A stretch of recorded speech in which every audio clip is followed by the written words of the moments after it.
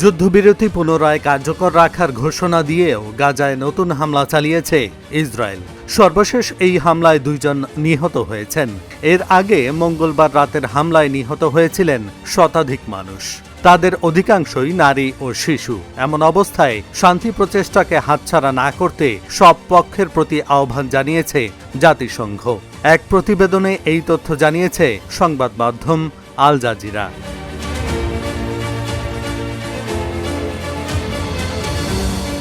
সংবাদ মাধ্যমটি বলছে, অস্ত্রবিরতি পুনরায় কার্যকর করার দাবি জানিয়েও নতুন করে গাজায় হামলা চালিয়েছে ইসরায়েল। বুধবার সন্ধ্যায় উত্তর গাজার বেইত লাহিয়ায় চালানো ওই হামলায় অন্তত 2 জন নিহত হয়েছেন বলে জানিয়েছে আল শিফা হাসপাতাল কর্তৃপক্ষ। ইসরায়েল দাবি করেছে তারা এমন একটি স্থানে হামলা চালিয়েছে যেখানে অস্ত্র মজুদ ছিল এবং সেগুলো তাদের সেনাদের জন্য তাৎক্ষণিক হুমকি তৈরি করেছিল। এই হামলা গাজার নাজুক অস্ত্রবিরতিকে নতুন করে অনিশ্চয়তায় ফেলেছে। এর আগে গত মঙ্গলবার দক্ষিণ গাজার রাফাহ এলাকায় এক ইসরায়েলি সেনা নিহত হওয়ার পর প্রধানমন্ত্রী নেতানিয়াহু প্রতিশোধমূলক জোরালো হামলার নির্দেশ দেন।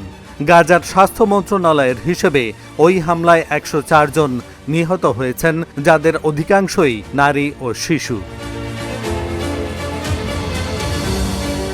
ইসরায়েল জানায় তারা হামাসের সিনিয়র যোদ্ধাদের লক্ষ্য করে এই হামলা করেছে এবং ডজন খানেক যোদ্ধা নিহত হয়েছে। এরপর বুধবার দুপুরে তারা আবারও অস্ত্রবিরতি কার্যকর রাখার ঘোষণা দেয়। এরপর একই দিন সন্ধ্যায় আবারও হামলা চালায় তারা। যুক্তরাষ্ট্রের প্রেসিডেন্ট ডোনাল্ড ট্রাম্প বলেছেন, সর্বশেষ হামলা সত্ত্বেও অস্ত্রবিরতি ঝুঁকির মুখে নেই। অন্যদিকে মধ্যস্থতাকারী দেশ কাতার এই হামলায় হতাশা প্রকাশ করলেও জানায় তারা এখনও যুদ্ধবিরতির পরবর্তী ধাপে অগ্রসর হওয়ার বিষয়ে আশাবাদী। এমন অবস্থায় বুধবার জাতিসংঘ মহাসচিব অ্যান্তোনিও গুতেরেসের মুখপাত্র স্টিফান ডুজারিক এক বিবৃতিতে বলেন, গুতেরেস গাজার বেসামরিক মানুষের ওপর ইসরায়েলি বিমান হামলার নিন্দা জানিয়েছেন। এই হামলায় বহু শিশুও নিহত হয়েছে।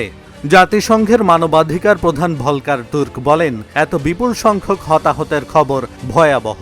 শান্তি যেন হাতছাড়া হতে না দেওয়া হয় সে বিষয়ে সব পক্ষের প্রতি আহ্বানও জানান তিনি।